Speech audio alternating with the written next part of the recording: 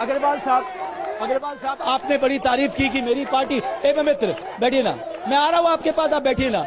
आपने कहा आपकी 10 साल यूपीए सरकार रही, राज्य में आपकी सरकार है। सर, आपके 82 प्रोजेक्ट लगते हुए हैं केंद्र में, जिसमें से 57 केवल रोड के प्रोजेक्ट हैं, और आप पे, आपके नेताओं पे इतनी क्षमता नहीं कि वो इन रोड को पास करा सके। हमने नोडल अधिकारी उत्तराखंड में बैठने की व्यवस्था कर दी, और अच्छा, बस अब बैठने की व्यवस्था की आपने? क्यों नहीं करेंगे? अब बोलिए जो आप कह रहे हैं ये तथ्य सही नहीं है, इतना बुरा हाल है, सुधारिए। ये मैं माफी चाहता हूं, ये 12 5-ईयर प्लान का डॉक्यूमेंट आपकी सरकार ने प्लानिंग कमीशन को दिया है, आपको तथ्यों का पता नहीं है। आप जाइए, प्लानिंग डॉक्यूमेंट का डॉक्यूमेंट पढ़िए, मेरे लाइए, आप पढ़िए अपने 12 5-ईयर प्लान का। मैं केवल सुरेंद्र अग्रवाल साहब से एक पूछना चाहता हूं, जी। सोते जागते उठते बैठते ये सब आपदा प्रबंधन की बात करते हैं। क्या आपदा प्रबंधन हुआ? मैं सप्रमाण बोल रहा हूं, 2500 करोड़ रुपए की डिमांड के अगेंस्ट बॉर्डर रोड ऑर्गेनाइजेशन को केवल 12.5 करोड़ रुपए सरकार ने दिए हैं। ये ज्यादा केवल 12.5 करोड़ रुपए देने का काम बिना जानकारी के बात, मेरे मित्र बिना जानकारी और बताना चाहता हूँ, जानकारी आप अपनी जानकारी दीजिए ना। मेरी जानकारी और उसका नतीजा ये हुआ कि बॉर्डर रोड ऑर्गेनाइजेशन ने रोड कंस्ट्रक्शन से अपने आप को अलग कर दिया। अनूप, ये जो आंकड़े हैं 800 करोड़, 900 करोड़, 2000 आज करोड़, जो माननीय मुख्यमंत्री जी हैं, आंकड़ों का कहीं कोई वैल्यू जब नहीं। यहाँ पर आपदा आई, मैं कल उत्तरकाशी प्रधानमंत्री की अध्यक्षता में ग्रुप ऑफ मिनिस्टर्स बना, मैं कल उत्तरकाशी से आज जो मुख्यमंत्री जी हैं 4 महीने तक ग्रुप ऑफ मिनिस्टर्स की मीटिंग नहीं हो सकी। हमारी 4 महीने तक ग्रुप ऑफ मिनिस्टर्स की मीटिंग नहीं हो सकी। 7,200 करोड़ रुपए हमारी सरकार ने दिया है। मैं कल ही लौटा हूं। मैं 3 दिन के दौरे से, उत्तरकाशी जनपद के दौरे से लौटा हूं। हेलीकॉप्टर से नहीं आया, सड़क से आया हूं, और मैं आपको बता रहा हूं सड़कों का इतना बुरा हाल है वहां पर। तो क्या बात करते हैं 10,000 करोड़ की, 20,000 करोड़ की है। आप हमारा प्रदेश टूट चुका है। हमारा प्रदेश भाजपा और कांग्रेस की भ्रष्टाचार के कारण खत्म हो चुका है। हमें आवश्यकता है साहसी और निर्भीक सांसदों। चलिए आइए कुछ और बोलने दीजिए। बोलिए भट्ट जी, एक मिनट, मैं कांग्रेस और बीजेपी से पूछना चाहता हूं। अभी इन्होंने कहा, जब आपने कहा कि राजधानी का मुद्दा 13 साल से क्यों अटकाया है, तो इन्होंने खुद माना है कि ये फेल्योर है। तो ये 13 साल से राजधानी डिक्लेयर नहीं कर सकते, और केजरीवाल जी से उम्मीद करते हैं कि 49 डेज में भ्रष्टाचार खत्म कर दें। चलिए, मैं आ रहा हूं मित्र, मैं आ रहा हूं आपके पास। मैम आप बताइए, उठिए ना, आपको क्या लगता है कांग्रेस पार्टी इस प्रदेश का भविष्य हो सकती है? हाँ, जरूर। ऐसा क्यों? क्योंकि कांग्रेस पार्टी यहाँ तो सिर्फ मुख्यमंत्री बदलते रहते हैं। अच्छा, इस समय कांग्रेस पार्टी को सिर्फ जो है आपदा के लिए जो है इस तरह से कहा। मेरा ये कहना है कि भाजपा वालों ने क्या कर दिया उत्तराखंड आपदा में, जो उन्होंने जो है कांग्रेस पार्टी को घेरा है।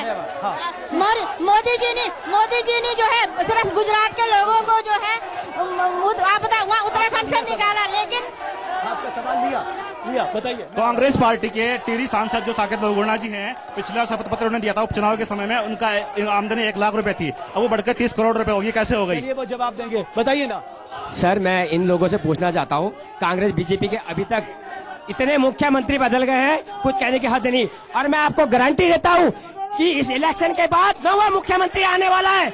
नवा मुख्यमंत्री आने वाला है। बोलिए मैम, बोलिए। मैं कहना चाहती हूँ उत्तराखंड की अगर इसको इतनी ज्यादा चिंता आज हो रही है, खाली राजधानी बनाने से चिंताएं मुक्त नहीं है।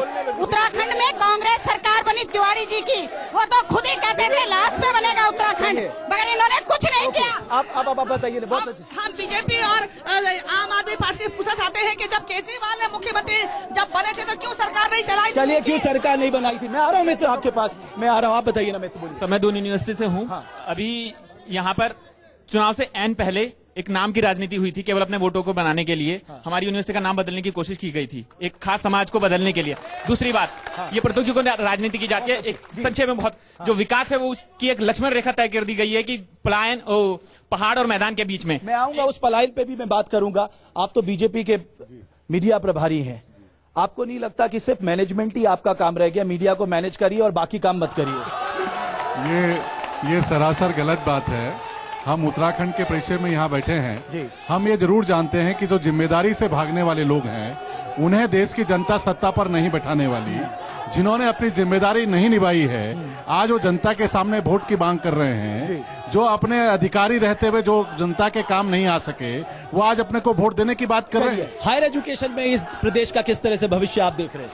हायर एजुकेशन में बहुत ब्राइट फ्यूचर है, मगर यहाँ पे जो गवर्नमेंट यूनिवर्सिटीज है उनको इग्नोर किया जा रहा है, प्राइवेट यूनिवर्सिटीज को प्रमोट किया जा रहा है और बच्चों को जो शिक्षा देनी चाहिए, स्किल डेवलपमेंट, उसके ऊपर काम नहीं हुआ है। और स्किल डेवलपमेंट एक बहुत बड़ा मुद्दा है। बहुत देर से एक मित्र मेरे हैं, बताइए ना मित्र, बताइए। सर, हेल्थ डिपार्टमेंट में 12 साल से एनआरएचएम जब से बना है, संविदा कर्मी को रोजगार मिल रहा है। संविदा पे कब तक चलाएंगे आप पूरे स्वास्थ्य डिपार्टमेंट? चलिए मैं आऊंगा, हेल्थ की भी बात आऊंगा, इसके बाद मैं आपके पास आ रहा हूँ। सर सवाल ये नहीं है, सवाल इस बात का है, देखिए आपको समझना होगा, इस प्रदेश में 2 ऐसे जिले हैं, अल्मोड़ा और पौड़ी, जब नेशनल ग्रोथ 16% है, इन 2 जिलों की माइनस ग्रोथ रेट है, सब पलायन कर चुके हैं। क्या बात कर रहे हैं आप लोग? क्या किया आप लोगों ने? मैं यही बिल्कुल रमेश, मैं आपके इसी सवाल का जवाब देना चाहता हूं। मैंने, यदि आपने ध्यान दिया होगा, मैंने शुरू में कहा था कि उत्तराखंड में मेजर पॉलिसी इंटरवेंशन की आवश्यकता है। मैं बधाई दे, सुनिए तो भाई, सुनिए तो, मैं बता तो रहा हूं आपको मैं बधाई देना चाहता हूं भारतीय जनता पार्टी और नरेंद्र मोदी को। भारतीय जनता पार्टी ने पहली बार ये पॉलिसी स्टेटमेंट अपने घोषणा पत्र में दिया कि हिमालय राज्यों के लिए, पर्वतीय राज्यों के लिए पृथक से, वहां के राज्यों के कंसल्टेशन से अलग से नीति का निर्धारण किया जाएगा। इसी से ही पलायन रुकेगा, केवल बकवास करने से नहीं रुकेगा। मैं कहना चाहता हूं, पहली बार भारतीय जनता पार्टी ने पॉलिसी इंटरवेंशन की बात की है। जी, रोजगार का जो मुद्दा मिलता है तब नहीं कर पाते। रोजगार का मुद्दा जो है, रोजगार के मुद्दे के मामले में पॉलिसी इंटरवेंशन के बिना कांग्रेस पलायन नहीं रुक सकता, रिवर्स फ्लो ऑफ पॉपुलेशन नहीं हो सकता। सबसे बड़ा जो फंडामेंटल फ्लॉ इन दोनों दलों का है, यहां पर ईमानदारी की कमी है, यहां पर एग्जीक्यूशन की कमी है, यहां पर प्लानिंग की कमी है, यहां पर स्ट्रैटेजी बनाने की कमी है। यहां पर जो है, यानी आम आदमी पार्टी आएगी, सब ठीक हो जाएगा। आम आदमी पार्टी डेफिनेटली ठीक करेगी। आम आदमी पार्टी का सांसद जब यहां से टीरी से बन के आएगा तो निश्चित ही यहां की तस्वीर और तस्वीर। सुरेंद्र अग्रवाल साहब, हेल्थ सेक्टर की बात कर रहा हूं, स्वास्थ्य क्षेत्र की। इस प्रदेश के स्वास्थ्य की स्थिति यह है कि sub centre, primary health centre, community health centre में डॉक्टर नहीं है। सर, आप पहाड़ों में चले जाइए। हमने इस काम को बहुत तेजी से आगे बढ़ाया है।